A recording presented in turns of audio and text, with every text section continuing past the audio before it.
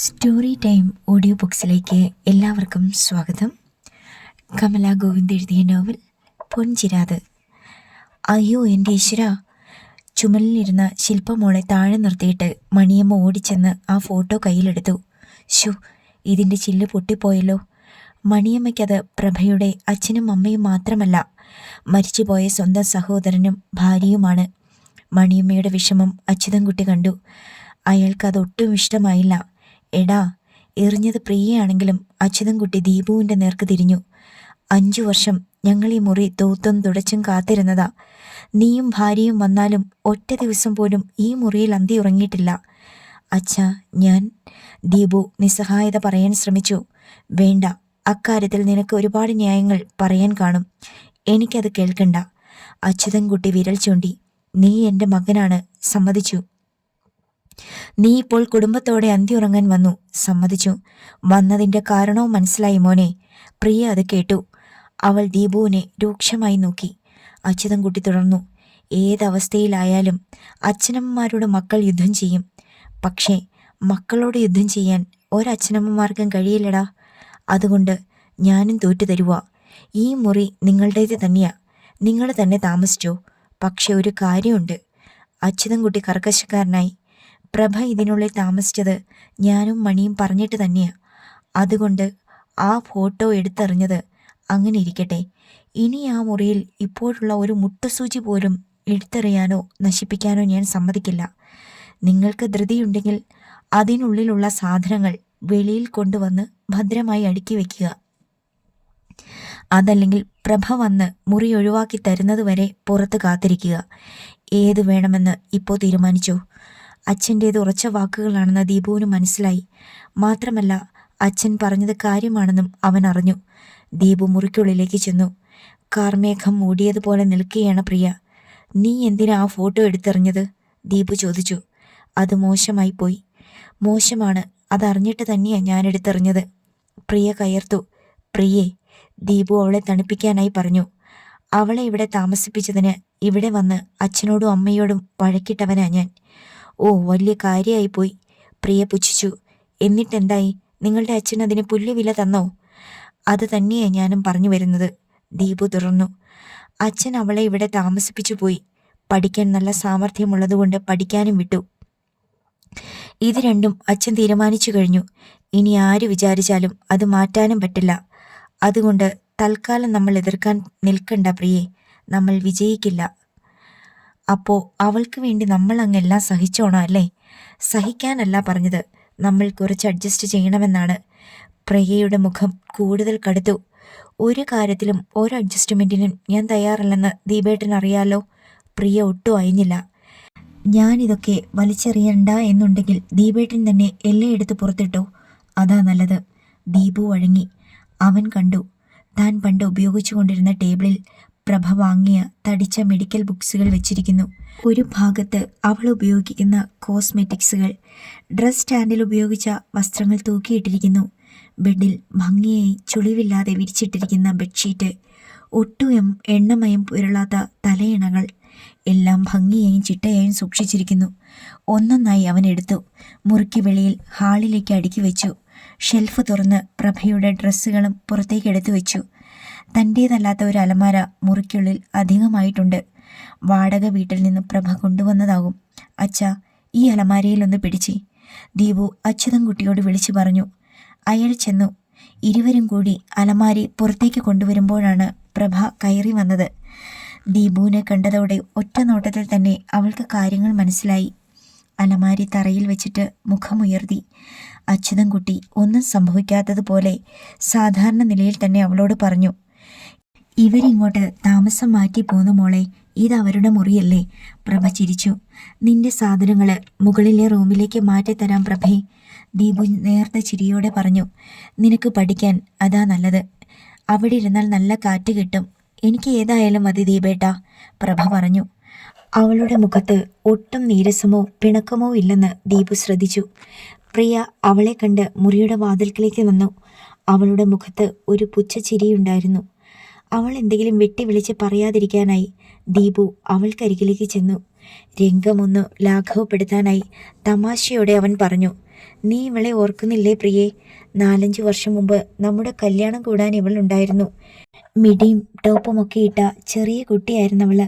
നിന്റെ കൈന്മേൽ പിടിച്ചോണ്ടാ നടന്നത്. ഇപ്പോൾ ഇവളങ്ങ് വളർന്ന് വലിയ പെണ്ണായി. ദീപു അച്യുതൻകുട്ടിയുടെ നേർക്ക് തിരിഞ്ഞു. സുധാന്റി ഇവളെ പ്രസവിച്ചപ്പോൾ നമ്മളെല്ലാവരും കാണാൻ പോയത് അച്ഛൻ ഓർക്കുന്നുണ്ടോ അച്ഛാ? വെള്ളത്തുണിയിൽ പുഴുപോലെ ചുരുണ്ട് കിടന്ന് നുരയ്ക്കുമായിരുന്നു അന്നിവള്. അന്ന് വേണു നിന്നോട് പറഞ്ഞത് നീ ഓർക്കുന്നുണ്ടോ മോനെ? മണിയമ്മ അങ്ങോട്ട് വന്നു. പിന്നെ ഓർക്കാതെ? ദീപു നിനക്ക് ആകെ കൂടിയുണ്ടായ ഒറ്റ മുറപ്പെണ്ണായത്. 10-15 വയസ്സിന് വ്യത്യാസമുണ്ട്. എന്നാലും നിനക്കിഷ്ടാണേ എൻ്റെ മോളെ നിനക്ക് തന്നെ കെട്ടിച്ചു തരാടാ.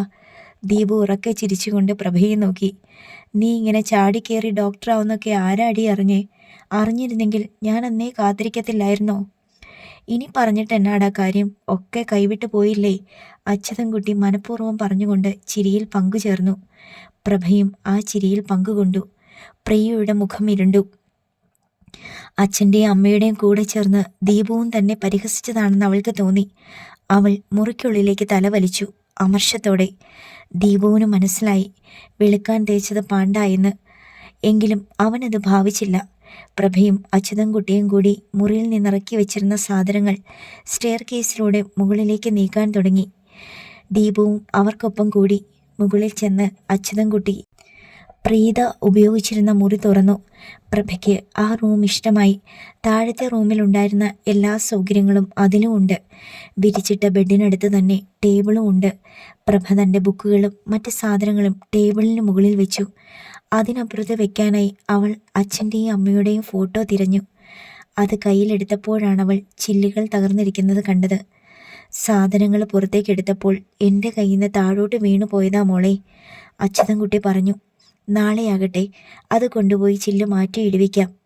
അച്ഛൻ ആ കുറ്റം ഏറ്റെടുത്തത് ദീപു ശ്രദ്ധിച്ചു. അത് സാരമില്ല അച്ചുമാമി, ചില്ലില്ലെങ്കിലും സാരമില്ല. പ്രഭ ആ പൊട്ടിയ ചില്ലെല്ലാം ഒരു പേപ്പറിലേക്ക് തട്ടിക്കുടഞ്ഞിട്ട് മാറ്റി. എന്നിട്ട് ചില്ലില്ലാതെ തന്നെ അതവൾ പഴയപടി ടേബിളിലേക്ക് വെച്ചു. എനിക്കും അച്ഛനും അമ്മയ്ക്കും ഇടയിൽ ഇപ്പോഴൊരു ചില്ലിൻ്റെ മറ പോലുമില്ല അച്ചുമാമേ. ഇതല്ലേ നല്ലത്? പ്രഭ ചിരിച്ചു. അച്യുതൻകുട്ടിയും ദീപവും അത് ശരിവച്ചു. പ്രഭ ആ ടേബിളിൻ്റെ വലിപ്പ് തുറന്നു നോക്കി. അപ്പോഴാണവൾ പെട്ടെന്നൊരു കാര്യം ഓർത്തത്.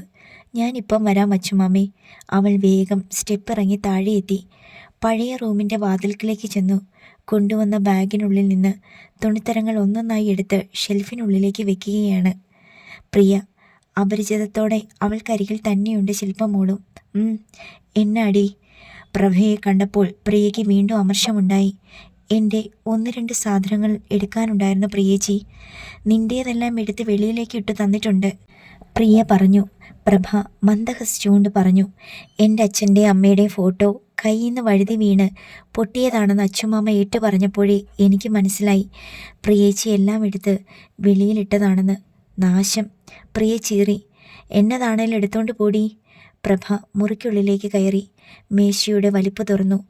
അവളുടെ സർട്ടിഫിക്കറ്റുകളുടെ കോപ്പികൾ വെച്ച ഫയൽ, സ്റ്റെതസ്കോപ്പ് ഇതൊക്കെയായിരുന്നു അതിനുള്ളിൽ. പ്രഭ അതൊക്കെ എടുത്തു. നീ കൊള്ളാമല്ലോടി. ഹോ, വില കൂടിയ perfumes, eyeliner, face pack, stethoscope, മണ്ണാങ്കിട്ട. പ്രിയ അതൊക്കെ ശ്രദ്ധിച്ച് അമർഷത്തോടെ പറഞ്ഞു. 10 രൂപയ്ക്ക് ഗതിയില്ലായിരുന്നു കയറിക്കിടക്കാൻ. ഒരിടവുമില്ലായിരുന്നു. കരഞ്ഞ് കഴുത്തിൽ കയറ് കെട്ടി തൂങ്ങിച്ചാകുമെന്നൊക്കെ അടവ് കാട്ടി പേടിപ്പിച്ചും നീ ഇവിടത്തെ അച്ഛനെയും അമ്മേനെയും വശത്താക്കി കയ്യിലെടുത്ത് ഇവിടെ കയറിപ്പറ്റി.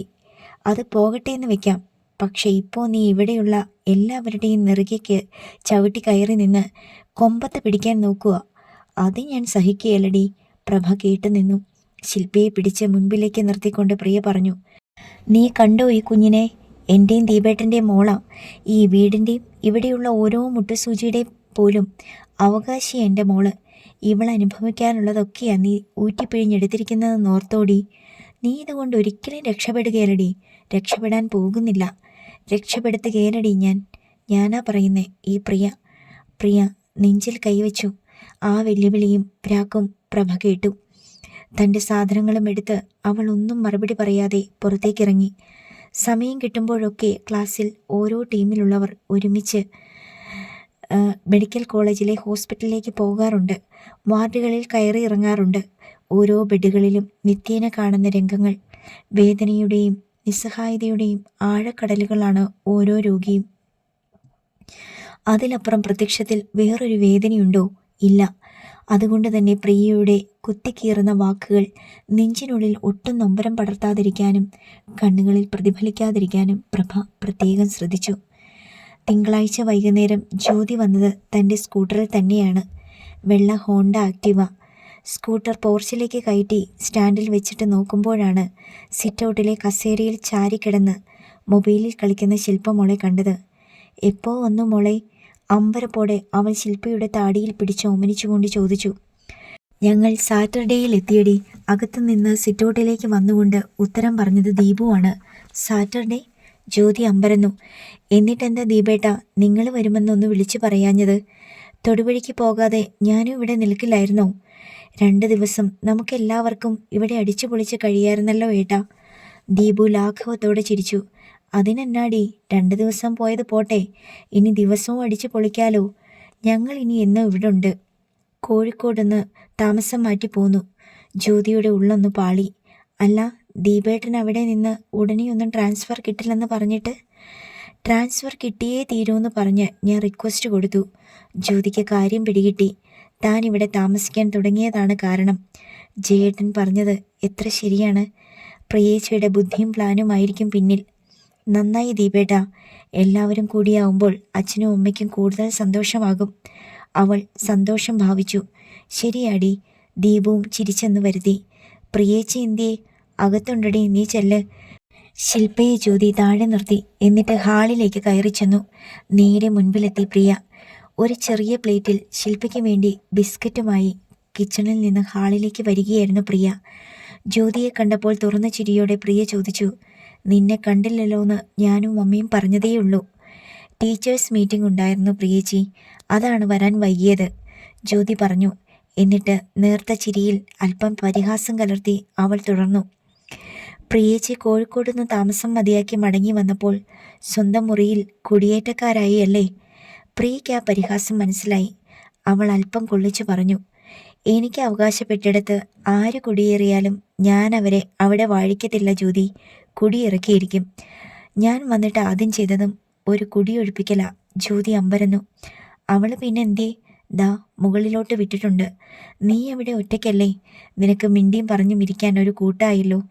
ജ്യോതിക്ക് അടി കിട്ടിയ ക്ഷീണം തോന്നി. പ്രിയയോട് ജയിക്കാൻ പറ്റില്ല, എന്നാലും വന്ന പാടെ അടി കിട്ടുമെന്ന് കരുതിയില്ല.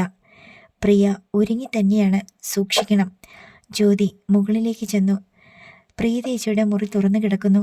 പ്രഭ മുറിയിലുണ്ട്. ഇനി ഈ നാശത്തിൻ്റെ മുഖം എപ്പോഴും കാണേണ്ടി വരുമല്ലോ.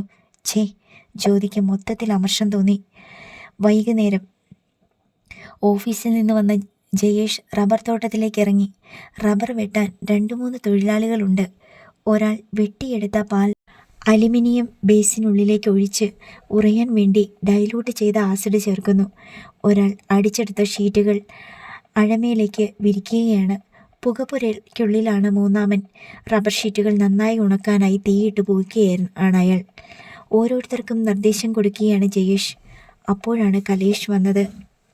കലേച്ചി പറഞ്ഞു ജയാങ്കിൽ പറമ്പിലാണെന്ന്. വന്നപാടെ അവൻ പറഞ്ഞു, ജ്യോതി ഇവിടെ ഇല്ലാത്തത് കൊണ്ട് വൈകുന്നേരം എത്തിക്കഴിഞ്ഞാൽ പിന്നെ ബോറടിയാടാ, അതാ ഇങ്ങോട്ട് വന്നത്. പറമ്പിൽ ശ്രദ്ധിക്കാമെന്ന് കരുതി. പണിക്കാരെ തോന്നിയതുപോലൊക്കെ ചെയ്യാതെ നോക്കാമല്ലോ.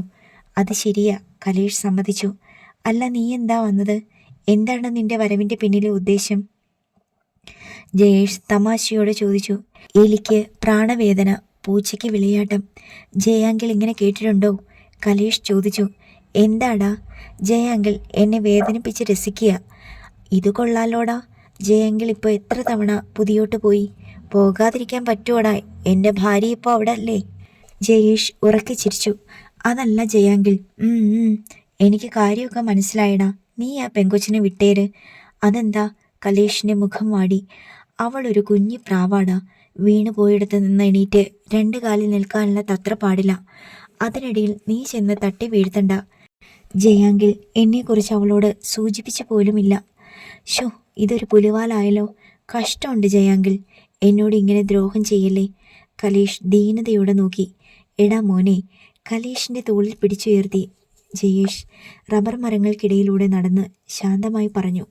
അവൾ മെഡിസിന് ചേർന്നതേയുള്ളൂ. ഒരുപാട് പഠിക്കാനുണ്ടാവും. ഇതിനിടയിൽ ഒരു പ്രേമം തിരികെ കയറ്റി അവളുടെ ശ്രദ്ധ കളയണ്ട. അവൾ നന്നായി പഠിച്ച് ജയിക്കട്ടെടാ. അവളുടെ ഭാവി നീയായിട്ട് നശിപ്പിക്കാൻ നിൽക്കണ്ട. റബ്ബർ മരത്തിൻ്റെ ഉണങ്ങിയ ഇലകളിൽ ചവിട്ടി കലേഷ് നിന്നു. ജയങ്കിൾ എന്നെ തെറ്റിദ്ധരിച്ചിരിക്കുക. ഒരു പ്രേമത്തിൻ്റെ പേര് പറഞ്ഞ് അവളുടെ പിന്നാലെ ചെത്തി നടക്കുകയല്ല എൻ്റെ ലക്ഷ്യം. അതിനാണെങ്കിൽ എനിക്ക് ഇതിനു മുമ്പേ ഒരുപാട് അവസരങ്ങൾ ഉണ്ടായിരുന്നെങ്കിൽ. അവൻ പറഞ്ഞു. അത് ശരിയാണ്. കലേഷ് ഏത് പെണ്ണും കൊതിക്കുന്നത്ര സുഭകനാണ്, പണക്കാരനാണ്, വിദ്യാസമ്പന്നനാണ്, ഒരുപാട് പെൺകുട്ടികളെ കാണുന്നവനുമാണ്. ഇപ്പോഴത്തെ ചെറുപ്പക്കാരുടെ തരം എടുത്തുചാട്ടങ്ങളൊന്നുമില്ലെന്നും ജയേഷിനറിയാം. കലേഷ് തുടർന്നു. അവൾ മെഡിസിന് പഠിക്കുകയാണ്. പഠിത്തം തീരുന്നതുവരെ കാത്തിരിക്കാനും ഞാൻ റെഡിയാണ്. പക്ഷേ അവൾ അതിന് തയ്യാറാകുമോ? അത് ഞാനെന്നറിഞ്ഞിരിക്കണ്ടേ ജയാങ്കിൾ? കലേഷ് പറഞ്ഞത് ന്യായമാണെന്ന് ജയേഷിന് മനസ്സിലായി. അതുകൊണ്ടാണ് ഞാൻ പറഞ്ഞത്, ആ വീട്ടിൽ ചെല്ലുമ്പോൾ ജയാങ്കിൾ അവളോട് എന്നെക്കുറിച്ചൊന്ന് സൂചിപ്പിക്കാൻ. ബാക്കി ഞാൻ ഏറ്റു. അവിടെ വെച്ച് അതൊന്നും നടക്കില്ലടാ. ഞാൻ അവളെ നോക്കുന്നത് പോലും ജ്യോതിക്ക് ഇഷ്ടമല്ല. കുടുംബകലഹമുണ്ടാകും. ജ്യോതി ആൻറ്റി എന്തിനാ ആ പാവത്തിനെ ഇത്രയേറെ വെറുക്കുന്നേ? ജ്യോതിക്ക് ഒരുപാട് ഫ്രസ്ട്രേഷനും കോംപ്ലക്സും ഉണ്ടടാ. നിന്റെ ചേച്ചിയുടെ അത്ര പണക്കാരിയല്ല. ഞങ്ങൾക്ക് കുഞ്ഞുങ്ങളില്ല. അതൊക്കെ പ്രശ്നങ്ങളാണ്. പക്ഷേ പ്രഭയോടുള്ള ദേഷ്യത്തിന് കാരണം മരിച്ചുപോയ വേണുമാമ തന്നെയാ. പുള്ളിക്കാരൻ എന്നാ ചെയ്തു? എൻ്റെയും ജ്യോതിയുടെയും വിവാഹം അറേഞ്ച്ഡ് തന്നെയായിരുന്നു. എന്നാലും അത് നടക്കാൻ ഞങ്ങൾ ഒരുപാട് കഷ്ടപ്പെടേണ്ടി വന്നു. അതെങ്ങനെ? ജയേഷ് വിശദീകരിച്ചു. വെബ്സൈറ്റിലെ പ്രൊഫൈൽ കണ്ട് വീട്ടുകാർ തമ്മിൽ നടത്തിയ ആലോചനയാ. ഫോട്ടോസ് കണ്ടിഷ്ടമായതോടെ ഞാനും ജ്യോതിയും ഫോണിലൂടെ സംസാരിച്ചു. മൊബൈലിലാണല്ലോ ഇപ്പോൾ പ്രണയം പെട്ടെന്നങ്ങ് കയറി മൂക്കുന്നത്. അതേടാ, അങ്ങനെ തന്നെ സംഭവിച്ചു. പക്ഷേ വീട്ടുകാർ തമ്മിൽ കണ്ടപ്പോൾ എൻ്റെ വീട്ടിൽ സ്വത്ത് കൂടുതലാണെന്നും അവിടെ കുറവാണെന്നും കാരണം പറഞ്ഞ് ഇരു വീട്ടുകാരും പിൻവലിയാൻ ശ്രമിച്ചു. പക്ഷേ ഞാനും ജ്യോതിയും വാശിയോടെ ഉറച്ചു നിന്ന് വീട്ടുകാരെ തോൽപ്പിച്ചു. എൻ്റെ അമ്മ ആവശ്യപ്പെട്ട 50 പവനും പോക്കറ്റ് മണിയും ഉണ്ടാക്കാൻ ജ്യോതിയുടെ വീട്ടുകാർ ഒരുപാട് കഷ്ടപ്പെട്ടു. അത് കണ്ടപ്പോൾ വേണുമാമ ജ്യോതിയെ കുറ്റപ്പെടുത്തി ശകാരിച്ചു. ജയേഷ് തുടർന്നു. കല്യാണത്തിന് ശേഷവും എത്താക്കൊമ്പിൽ പിടിക്കാൻ ശ്രമിച്ചെന്നൊക്കെ പറഞ്ഞ് വേണുമാമ പലപ്പോഴും ജ്യോതിയെ പരിഹസിച്ചിട്ടുണ്ട്. മറ്റുള്ളവരുടെ മുൻപിൽ വെച്ച് പോലും. ഞാനും അത് കേട്ടിട്ടുണ്ട്. ഞാനത് തള്ളിക്കളഞ്ഞു. ജ്യോതിക്കത് പറ്റുന്നില്ല. അവളിപ്പോൾ കലിപ്പ് മുഴുവൻ പ്രഭയോട് തീർക്കുക. അത്രയേ ഉള്ളൂ. ഞാനിനി എന്ത് ചെയ്യും ജയാങ്കിൾ? നിനക്ക് എന്തും ചെയ്യാം. ജയാങ്കിൾ പന്ത് എൻ്റെ കോർട്ടിലേക്ക് അടിച്ചിട്ടു അല്ലേ? യെസ്, അത് പിടിച്ചെടുക്കേണ്ട ഡ്യൂട്ടി നിൻ്റേതാ. പക്ഷെ ഒരു കാര്യം, ജയേഷ് താക്കീതുപോലെ പറഞ്ഞു. ഒരു പരാതി അതുണ്ടാകരുത് ആരിൽ നിന്നും, പ്രത്യേകിച്ച് പ്രഭയിൽ നിന്ന്. ഓക്കെ ഓക്കെ ജയാങ്കിൾ. കലേഷ് മന്ദഹസിച്ചു. അവനിലെ പ്രണയാതുരനായ പുരുഷൻ ആത്മധൈര്യത്തോടെ ഉണരുകയായിരുന്നു. സോനു. മെഡിക്കൽ കോളേജ് ജംഗ്ഷനിൽ ബസ് ഇറങ്ങിയിട്ട് ലെക്ചർ ക്ലാസ്സിലേക്കുള്ള വഴി കയറ്റം കയറുമ്പോൾ പ്രഭ തെല്ലുറക്കി വിളിച്ചു. വലത് കൈയിൽ ഉറപ്പിച്ച് പിടിച്ചിരിക്കുന്ന സ്ട്രെച്ചറൂന്നി ആയാസപ്പെട്ട് നടക്കുന്ന സോനു നിന്നു. പ്രഭ വരുന്നത് കണ്ടപ്പോൾ ചിരിച്ചു. ഭംഗിയുള്ള മുഖമാണ് സോനുവിൻ്റെ. വിടർന്ന കണ്ണുകൾ, ചിരിക്കുമ്പോൾ നിരയൊത്ത പല്ലുകൾ. ആ ഭംഗിയിൽ അവളുടെ വികലാംഗത്വം ആരും മറന്നുപോകും. നീ എന്താടാ സോനു ഇന്നൊറ്റയ്ക്ക്? പ്രഭ അലിവോടെ ചോദിച്ചു. ഹോസ്റ്റലിൽ നിന്ന് ആരും കൂടെ പോന്നില്ലേ? സോനു ഉൾപ്പെടെ കുറച്ചുപേര് മെഡിക്കൽ കോളേജ് ലേഡീസ് ഹോസ്റ്റലിലെ ഡോർമെറ്ററിയിൽ താമസിക്കുന്നുണ്ട്. ദൂരെയാണ് മിക്കവരുടെയും വീട്. പുറത്ത് സൗകര്യപ്രദമായ ഹോസ്റ്റൽ കിട്ടാത്തവർക്കും അവിടുത്തെ ചെലവ് താങ്ങാൻ പറ്റാത്തവർക്കും ഇവിടെ അഡ്മിഷൻ കൊടുക്കും. ഒരു വലിയ ഹാൾ, അതിൽ നിരനിരയായിട്ടിരിക്കുന്ന ബെഡുകൾ, പൊതുവായിട്ടുള്ള ഷെൽഫുകൾ. ഡോർമെറ്ററി ആയാലും റൂമായാലും 50 രൂപയെ മാസം വാടകയായുള്ളൂ. അത് വലിയ ആശ്വാസമല്ലേ? പിന്നോക്ക വിഭാഗത്തിൽപ്പെട്ട സ്റ്റുഡൻ്റ് ആണെങ്കിൽ ആ 50 രൂപ പോലും സൗജന്യമാണ്. സോനു ഡോർമെറ്ററിയിലേക്ക് വന്നത് പുറത്തുള്ള ഹോസ്റ്റലിൽ നിന്നും പോയി വരാനുള്ള ബുദ്ധിമുട്ട് ഒഴിവാക്കാനാണ്. കൂടെയുള്ള എല്ലാ കുട്ടികൾക്കും അവളിൽ ഒരു കരുണയും ശ്രദ്ധയുമുണ്ട്. അവർ ഒരുമിച്ചാണ് ഹോസ്റ്റലിൽ നിന്നും ഇന്നും വന്നുകൊണ്ടിരുന്നത്. അതുകൊണ്ടാണ് സോനുവിനെ ഒറ്റയ്ക്ക് കണ്ടപ്പോൾ പ്രഭ ചോദിച്ചതും. അവരൊക്കെ റെഡിയാകുന്നതേയുള്ളൂ കൃഷ്ണേ, സോനു നേർത്ത ചിരിയോടെ പറഞ്ഞു. എൻ്റെ ഒപ്പം വന്ന് അവരെന്നും പിച്ച വെച്ച് ബുദ്ധിമുട്ടുമല്ലേ? ഹേയ്, അവരങ്ങനെ പറഞ്ഞില്ലല്ലോ, പ്രഭ പറഞ്ഞു. പറയാഞ്ഞത് അവരുടെ നല്ല മനസ്സ്. പക്ഷേ പറയാതെ നമ്മൾ അതറിയണം കൃഷ്ണേ. സൊല്യൂഷനും നമ്മൾ തന്നെ കണ്ടെത്തണം. സോനു പറഞ്ഞു. അത് ശരിയാ. അതുകൊണ്ടിന്ന് നേരത്തെ റെഡിയായിട്ട് അവരെക്കാൾ മുമ്പേ ഞാൻ ഇറങ്ങി. ഞാൻ മെല്ലെ നടന്ന് ക്ലാസ്സിനടുത്തെത്തുമ്പോഴേക്കും അവരൊപ്പം എത്തിക്കോളും. ബുദ്ധിമുട്ടില്ലാതെ ഞങ്ങൾക്കൊരുമിച്ച് കൃത്യസമയത്ത് തന്നെ ക്ലാസ്സിലേക്ക് കയറാം. എപ്പടി? സോനു കിലുകിലെ ചിരിച്ചു. അവൾക്കൊപ്പം മെല്ലെ നടന്നുകൊണ്ട് പ്രഭ അഭിനന്ദിച്ചു. നിന്റെ കാൽക്കുലേഷൻ ഉഗ്രൻ. താങ്ക്സ്. ഞാൻ എന്നും ഈ ബസ്സിലാണ് വരുന്നത്. നിനക്ക് ഞാൻ കമ്പനി തരാം. നിനക്ക് മടുക്കും കൃഷ്ണേ. നെവർ. പ്രഭ ചിരിച്ചു. എന്നിട്ട് അവളുടെ നടപ്പ് കണ്ട് ചോദിച്ചു. നിനക്കൊരു സ്കൂട്ടർ ആവശ്യമാണ് സോനു. ഹാൻഡികേപ്പേഴ്സ് യൂസ് ചെയ്യുന്ന പ്രത്യേക അറേഞ്ച്മെൻറ്റുള്ള സ്കൂട്ടർ. അതാകുമ്പോൾ ഇങ്ങനെ ബുദ്ധിമുട്ടി നടക്കാതെ പെട്ടെന്ന് എത്താമല്ലോ. പപ്പ എനിക്കത് വാങ്ങി തന്നിട്ടുണ്ട് കൃഷ്ണേ, സോനു പറഞ്ഞു.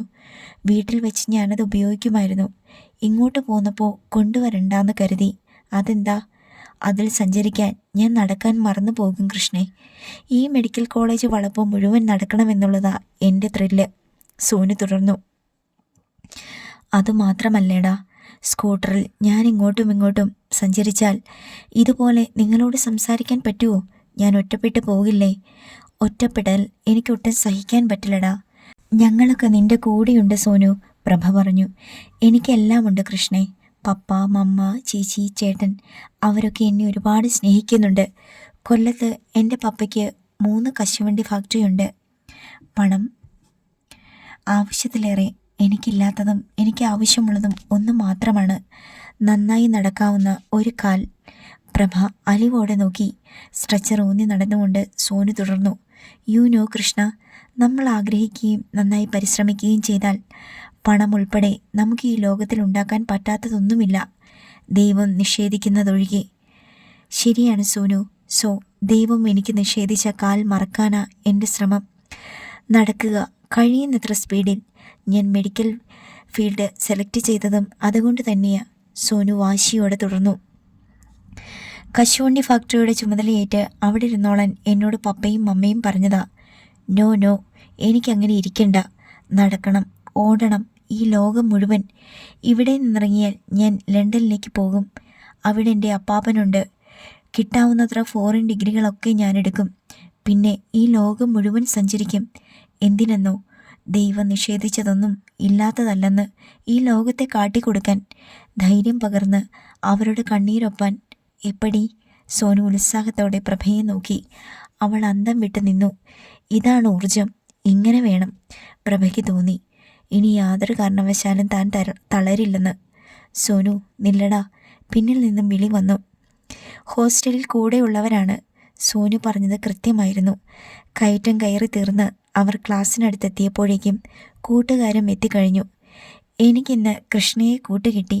ഞങ്ങൾ സംസാരിച്ച് നടന്ന് മുകളിലെത്തിയതറിഞ്ഞില്ലടാ, സോനു പറഞ്ഞു.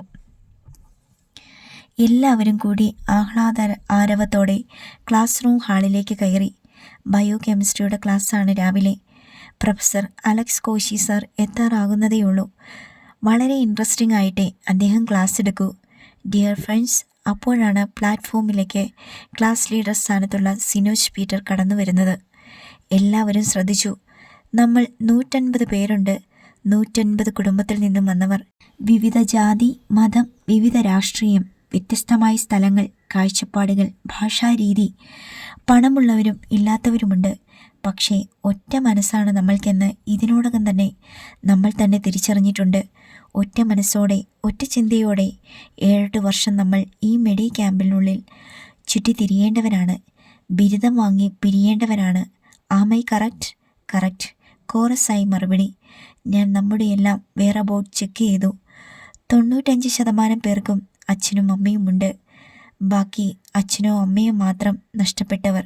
ബട്ട് സിനോജ് പീറ്റർ തുടർന്നു, അച്ഛനും അമ്മയും നഷ്ടപ്പെട്ട് അന്തിയുറങ്ങാൻ ഒരിടം പോലുമില്ലാതെ തീർത്തും അനാഥയാക്കപ്പെട്ടത് ഒരാൾ മാത്രം, നമ്മുടെ കൃഷ്ണപ്രഭ വേണു. എല്ലാ മിഴികളും അലിവോടെ പ്രഭയിൽ തങ്ങി. പക്ഷേ ദൈവം മുകളിലല്ല, താഴെയുമുണ്ട്. അതുകൊണ്ട് റിലേറ്റീവ് ആണെങ്കിലും പെൻഷൻ മാത്രം ഏക വരുമാനമുള്ള അച്യുതൻകുട്ടി എന്ന വലിയ മനുഷ്യൻ കൃഷ്ണപ്രഭയ്ക്ക് താങ്ങായി. സോ നമുക്ക് കൃഷ്ണപ്രഭ എന്ന സഹോദരിയെ കൂട്ടായി കിട്ടി. അച്യുതൻകുട്ടിയുടെ ആ വലിയ മനസ്സിന് നമ്മൾ ഒരു ബിഗ് ക്ലാപ്പ് കൊടുക്കണം. എല്ലാവരും ഒരുമിച്ച് കൈയടിച്ചു. ഗുഡ്. ഈ ക്ലാപ്പ് മാത്രം പോരാ, അദ്ദേഹത്തെ നമ്മൾ ഹെൽപ്പ് ചെയ്യുകയും വേണം. സോ കൃഷ്ണപ്രഭ, നിന്റെ കൂടെയുള്ള ഞങ്ങൾ 149 പേരും ചേർന്ന് കൂട്ടായി ഒരു തീരുമാനമെടുത്തിട്ടുണ്ട്. സിനോജ് തുടർന്നു. നീ നന്നായി പഠിക്കുന്ന കുട്ടിയാണ്. നിന്റെ വെയറബൌട്ട്സിൽ നിന്ന് ഞങ്ങൾ അറിഞ്ഞു. പ്രഭയുടെ മുഖത്തേക്ക് നോക്കിയാണ് സിനോജ് ബാക്കി പറഞ്ഞത്. സോ നിനക്കുള്ള സമ്മാനമായി ഞങ്ങൾ ഓരോരുത്തരും ഞങ്ങളുടെ ഒരു ദിവസത്തെ പോക്കറ്റ് മണി ഓരോ മാസവും മാറ്റിവെക്കും. ഈ മെഡി ക്യാമ്പസിൽ നിന്ന് നീ പോകുന്നത് വരെ നിനക്ക് പഠിക്കാൻ ആവശ്യമായതെല്ലാം ഞങ്ങൾ വാങ്ങിത്തരും. Such as gloves, mask, books, papers, files, extra. Prabha ശബ്ദിക്കാനാകാതെ ഇരുന്നു. കൃഷ്ണപ്രഭ, ഇത് നിനക്കുള്ള സമ്മാനമാണെങ്കിലും ഇതിനൊപ്പം തന്നെ ഇത് അല്പവരുമാനക്കാരനായ അച്യുതൻകുട്ടി എന്ന വലിയ മനസ്സിനു മുമ്പിലുള്ള അർപ്പണവും അപ്രീസിയേഷനുമാണ്. 149 പേർക്കും വേണ്ടി ഇത് ഞാൻ നിന്നെ അറിയിക്കുകയാണ്. നിനക്കതിൽ ബുദ്ധിമുട്ടൊന്നുമില്ലല്ലോ? പ്രഭ 2 കരങ്ങളും കൂപ്പിപ്പിടിച്ചുകൊണ്ട് എഴുന്നേറ്റ് നിന്നു. എല്ലാവരെയും നോക്കി നിറമിഴികളോടെ. അതായിരുന്നു മറുപടി. അലക്സ് സാർ വരുന്നുണ്ട്. താഴെ നിന്ന് സ്റ്റെപ്പുകൾ കയറി വരുന്ന അലക്സ് കോശിയുടെ കഷണ്ടി ആക്രമിക്കുന്ന തല ആരോ കണ്ടു. പ്ലാറ്റ്ഫോമിൽ നിന്നും സിനോജ് വേഗം ഇറങ്ങുന്നത് അപ്പോൾ അകത്തേക്ക് കയറി വന്ന പ്രൊഫസർ അലക്സ് കോശി കണ്ടു. എന്തായിരുന്നു ഇവിടെ ഒരു മീറ്റിംഗ്? അദ്ദേഹം നേർത്ത ചിരിയോടെ ചോദിച്ചു. വല്ല സ്ട്രൈക്കും പ്ലാൻ ചെയ്യുവാണോ? അല്ല സർ. സിനോജ് തിരിച്ചു വന്നു. അദ്ദേഹത്തോട് കാര്യം പറഞ്ഞു. ഗുഡ്. പ്രൊഫസർ എല്ലാവരെയും അപ്രീഷിയേറ്റ് ചെയ്തു. ഒരു ഡോക്ടറുടെ ഹാർട്ട് എപ്പോഴും അലിവും കാരുണ്യവും കൊണ്ട് നിറഞ്ഞിരിക്കണം. ജീവൻ രക്ഷിക്കാനാണ് നിങ്ങൾ പഠിക്കുന്നത്. ഒപ്പം ജീവകാരുണ്യവും വേണം. അത് പഠിക്കുന്ന ക്ലാസ്സിൽ തന്നെ തുടക്കം കുറിച്ചത് ഏറ്റവും നല്ലത്. അലക്സാണ്ടർ കോശി പിന്നെ സബ്ജക്റ്റിലേക്ക് കടന്നു. പ്ലാറ്റ്ഫോമിൻ്റെ ഒരു ഭാഗത്ത് LCD TV ഉണ്ട്. അതിലേക്ക് പെൻഡ്രൈവ് പിൻ ചെയ്ത് TV യിൽ കാണുന്ന ഭാഗങ്ങൾ വിശദീകരിച്ചു. യൂറിൻ അനാലിസിസാണ് വിവരിക്കുന്നത്. മൈക്കിലൂടെയാണ് പറയുന്നതും. പക്ഷേ പ്രഭയുടെ മനസ്സത് ശ്രദ്ധിച്ചതേയില്ല. പ്രാർത്ഥനയിലായിരുന്നു അവൾ. മൂകം ചുറ്റുമിരിക്കുന്ന 149 ദൈവങ്ങൾക്ക് വേണ്ടിയും. ഈശ്വര, നല്ലത് മാത്രം വരുത്തണേ. പ്രഭ വൈകുന്നേരം വീട്ടിലെത്തുമ്പോൾ അച്യുതൻകുട്ടി പറമ്പിലായിരുന്നു. അടുക്കളയിൽ കയറി മണിയമ്മ കൊടുത്ത കാപ്പി കുടിച്ചിട്ട് അവൾ പറമ്പിലേക്കിറങ്ങി. കപ്പയുടെ ചുവടുകൾ കൊത്തിക്കിടച്ച് വകഞ്ഞു വെക്കുകയായിരുന്നു അച്യുതൻകുട്ടി. ഞങ്ങളുടെ ക്ലാസ്സിലിപ്പോൾ അച്ഛമ്മാമയാ ഹീറോ. ചെന്നപാടെ പ്രഭ പറഞ്ഞു. ഹീറോയോ? അച്യുതൻകുട്ടി തൂമ്പ മണ്ണിൽ കുത്തി നിന്നു. ക്ലാസ്സിൽ നടന്നതൊക്കെ പ്രഭ വിവരിച്ചു. ഞാൻ നിനക്ക് വേണ്ടി ചെലവാക്കുന്നത് എൻ്റെ പെൻഷനിൽ നല്ല മോളെ. നിന്റെ അച്ഛനും അമ്മയും ബാങ്കിലിട്ടിരിക്കുന്ന പണമല്ലേ? അതവർക്കറിയില്ലല്ലോ അച്ചുമാമി. നിനക്കത് പറയാമായിരുന്നില്ലേടി? ഞാൻ അറിയാണ്ട അച്ചുമാമി അവർ തീരുമാനിച്ചത്. ഇടയ്ക്ക് ഓരോരുത്തരും ഓരോന്നൊക്കെ എന്നോട് ചോദിച്ചപ്പോൾ ഞാൻ പറഞ്ഞു അച്ചുമാമി എന്നെ പഠിക്കാൻ വിട്ടതെന്നൊക്കെ. പ്രഭ പറഞ്ഞു. ഇനിയിപ്പോൾ അവർ വെച്ച് നീട്ടിയത് ഞാൻ ധിക്കരിച്ചാലത് മുഴുവൻ പേരെയും ഇൻസൾട്ട് ചെയ്യുന്നത് പോലെയാകും. അത് മോശമല്ലേ അച്ചുമാമി? അത് ശരിയാ. സോനു പറഞ്ഞത് എന്താണോ, അവൾ പഠിച്ചിറങ്ങിയാൽ അവളെപ്പോലുള്ളവരുടെ തേടിപ്പിടിച്ച് കണ്ണീരൊപ്പുമെന്ന്. പ്രഭ മന്ദഹസിച്ചു. അത് തന്നെ അച്ചുമാമി എൻ്റെ തീരുമാനം. ഞാൻ പഠിച്ചിറങ്ങുമ്പോൾ എന്നെപ്പോലുള്ളവരെ കണ്ടെത്തണം. എനിക്കിന്ന് കിട്ടുന്നതൊക്കെ അവർക്ക് മടക്കി കൊടുക്കണം. അതുപോരെ? അതൊക്കെ നിൻ്റെ ഇഷ്ടം. അച്യുതൻകുട്ടി വാഴച്ചുവട്ടിലേക്ക് നീങ്ങി. അവിടെ ചാക്കിൽ വെച്ചിരുന്ന ചാണകപ്പൊടി കുറേ വാരി കപ്പയുടെ ചുവട്ടിലിട്ടു. അതിൽ കുറേ വാരി അടുത്ത കപ്പ ചുവട്ടിലിട്ടുകൊണ്ട് പ്രഭ ചോദിച്ചു. ഇതെവിടുന്ന് കിട്ടി അച്ചുമാമേ? കവലയ്ക്കപ്പുറത്ത് പശുക്കറവിയുള്ള ഒരു വീടുണ്ട്, അവിടുന്ന്. ഇവിടെ ഇത്രയും കൃഷിയുള്ളപ്പോൾ ഒരു പശുവിനെ കൂടി വളർത്തണമായിരുന്നു. എങ്കിൽ ഗോമൂത്രവും ചാണകവും ഒക്കെ മേടിക്കാതെ കിട്ടില്ലായിരുന്നോ? മുമ്പ് പശുവും ഇവിടെ ഉണ്ടായിരുന്നടി. പിള്ളേര് കുഞ്ഞായിരുന്നപ്പം അവർക്ക് പാലും തൈരും നെയ്യും ഒക്കെ വേണ്ടായിരുന്നോ? അതൊക്കെ വില കൊടുക്കാതെ കിട്ടുകയല്ലേ? ചാണകവും ഗോമൂത്രവും പച്ചക്കറിക്കും അത് വേറെ ലാഭം. അന്നത്തെ കന്നുകാലിക്കൂട്ടില നിന്റെ വീട്ടിൽ നിന്ന് കൊണ്ടുവന്നതൊക്കെ ഇട്ടിരിക്കുന്നേ. പറമ്പിൻ്റെ തെക്കേ മൂലയിലുള്ള ഓടിട്ട ഷെഡിലേക്ക് പ്രഭ നോക്കി. പിള്ളേര് പ്രായമായപ്പോൾ അവർക്ക് പാലൊന്നും വേണ്ടാതായി. അതോടെ അവറ്റകളെ വിറ്റു. വിൽക്കണ്ടായിരുന്നല്ലോ അച്ചുമാമേ. അന്നൊക്കെ എൻ്റെ ശമ്പളം മാത്രമായിരുന്നു മോളെ ഏക വരുമാനം. ഈ സ്ഥലം വാങ്ങി വീട് വെച്ചു.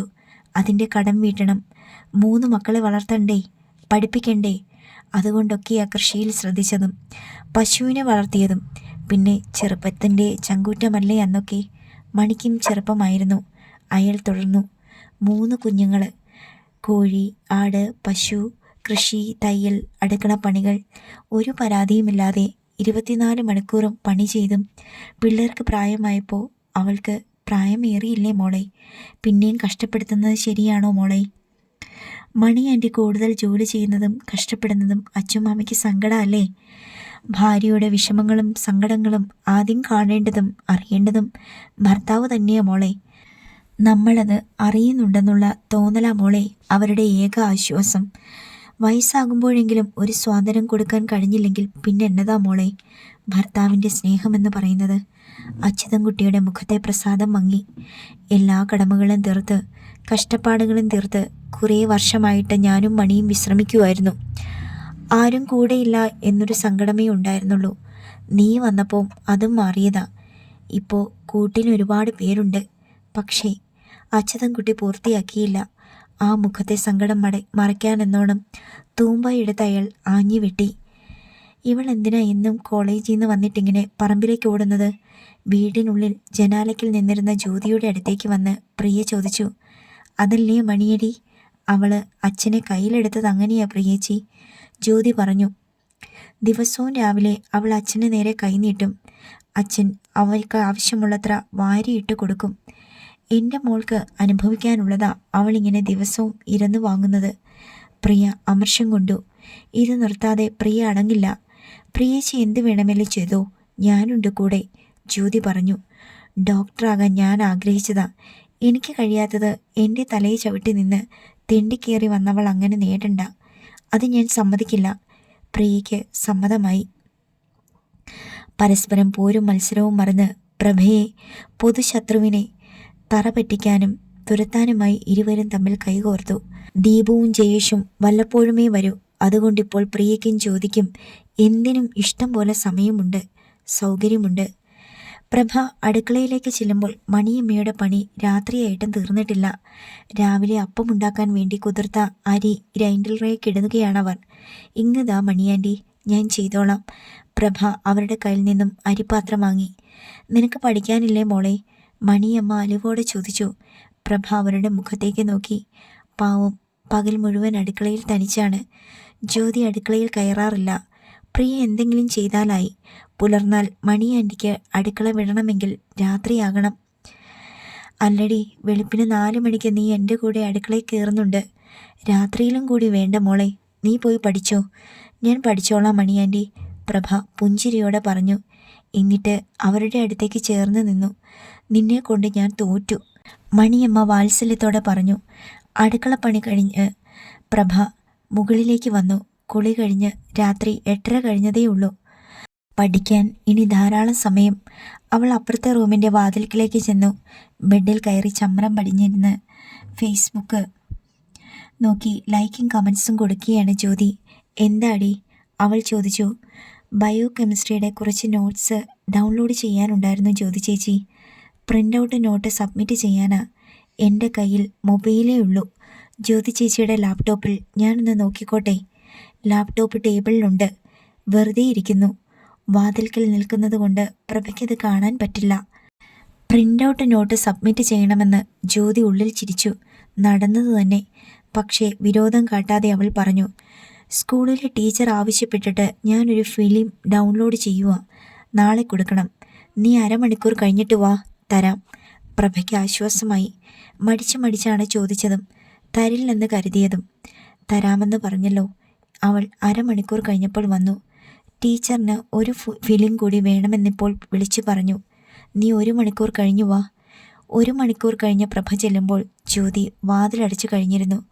അകത്ത് ലൈറ്റും അണഞ്ഞിരിക്കുന്നു. പ്രഭയ്ക്ക് മനസ്സിലായി ജ്യോതി പറ്റിച്ചതാണെന്ന്. പുലർച്ചെ പ്രഭ പോകാനിറങ്ങുമ്പോൾ ഡൈനിങ് റൂമിലെ കസേരയിൽ ജ്യോതിയുണ്ട്. ചായ കുടിച്ചുകൊണ്ട് പത്രം നോക്കുന്നു.